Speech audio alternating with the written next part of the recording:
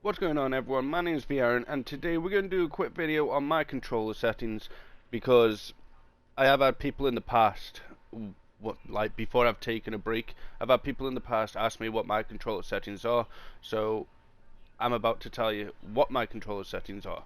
And we have the insane sensitivity. Obviously, I had to build up to this. So I think I went up by 2 or 3 per day, and within a week I was playing on insane sensitivity, and it's super easy to control, especially with the ADS stick sensitivity.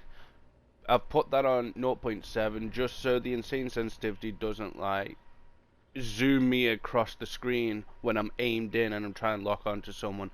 The 0.7 definitely helps, and the insane sensitivity definitely helps with turning on people. If you hear someone behind you, it really can be a lifesaver if you know how to control it.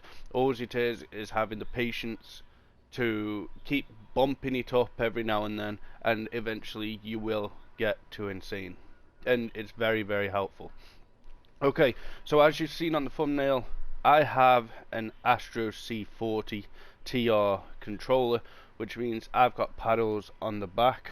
Probably my favorite ever investment in terms of gaming anyway.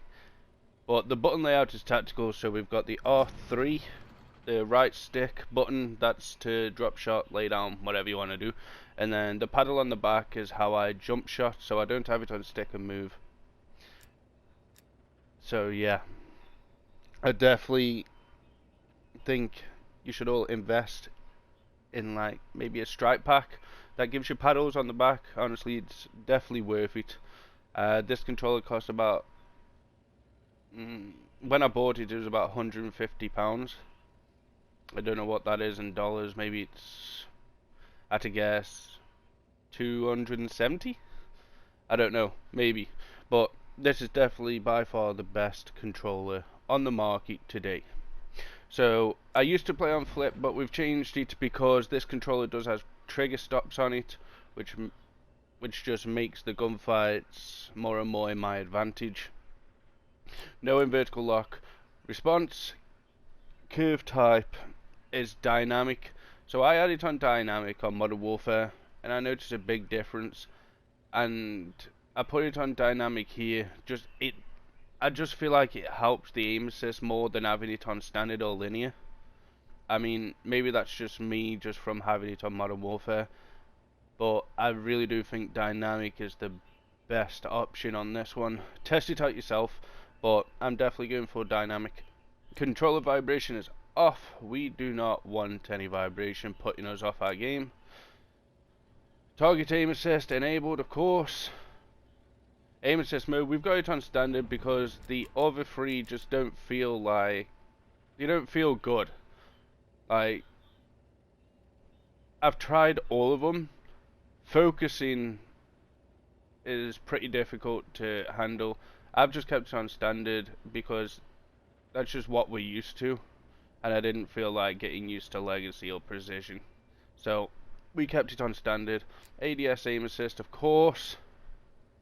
Airborne mantle behavior. I think this is your auto mantle, so you could mantle backwards if you want. I've put it on manual just so I don't mantle backwards, because that used to happen in the beta a lot. But a lot of these I haven't actually changed.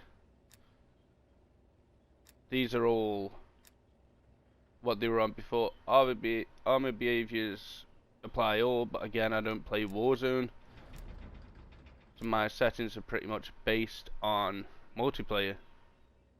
Default stick layout. Left stick min input threshold is on 5. 5 again.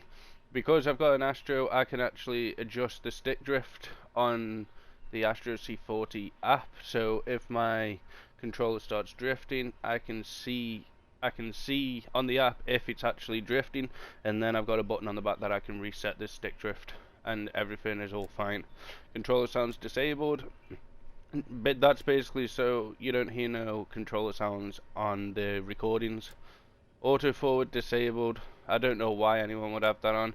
Auto sprint. I've had this on before, but sometimes you're sprinting when you don't want to be sprinting, and it gives you a disadvantage in the gunfight. Sprint behaviors toggle. As always, sprint cancels reload. Nope. I like sprinting and reloading at the same time. I can cover more ground. Parachute auto deploy for me doesn't really matter. Don't play Warzone. We're on tap to reload. Obviously, if you're on Warzone, I'm sure there's an option to where you can get a contextual tap type thing, but I haven't looked into them. We'll go on to graphics. We have got colorblind mode on. We've got Tritanopia. I don't even know if I said that right, but basically all I wanted to do was make the minimap a bit brighter and a bit easier to see. So I've colored myself yellow, which is the default, and I've gone a bit old school. I've done teammates green. We gave the enemies more color by giving them like a pinky purpley, and then party color blue. I believe this is what it always used to be on the old games, so I've just had a bit of a nostalgia effect there. Brightness, we're on 75. That might be too high. You want it just so, there you go, just so you can see what's inside the middle there. That's based on your eyesight. Split screen doesn't really matter. Field of view is 109, simply because if you have it zoomed in too much, you won't be able to see people that you would on a higher field of view. It's hard to explain, but you've got the boxes in the picture there. That's basically what you can see. So at 120, you can see all of that. At 100, you can only see what's inside this second box. At 80, just inside the third box. So actually, as you can see, it benefits to have a much higher field of view. Obviously, I haven't got it too high. I haven't got it on 120, simply because when you've got maps like Satellite, it's really hard to see people, and it's not good. So we're going to stick with it on 109. I do change it every now and then, depending on the map. ADS field of view is independent. Vehicle aiming, again, doesn't really matter. Motion blur disabled. Always disable your motion blur, because it will affect your gameplay and affect the things that you can see. So I think this is the last one we'll need to do. We won't need to do anything else. On the last one, we've just got crossplay turned off. That's about it. Music volume is off for less distractions. The music seems to be really loud on this game, so I've turned it off. The dialogue is 50%, and that is just because I like the least amount of distractions. Like, how can I hear footsteps if the guy's talking all the time?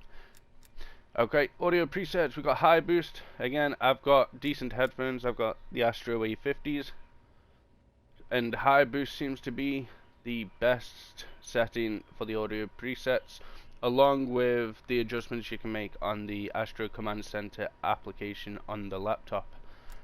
Hitmark sound effect enabled, of course. I don't know why anyone would disable this. And then this is all the voice chat. It doesn't really matter. I'm never really in voice chat, but this is all my settings. If you want to give them a try, go ahead. I think the insane sensitivity for me was a big game changer, just because of how fast I can turn around. It just helps so much. So yeah, guys, leave a like if you did enjoy, subscribe if you are new, and let me know if it helped you out down below in the comments section. See you guys in the next one.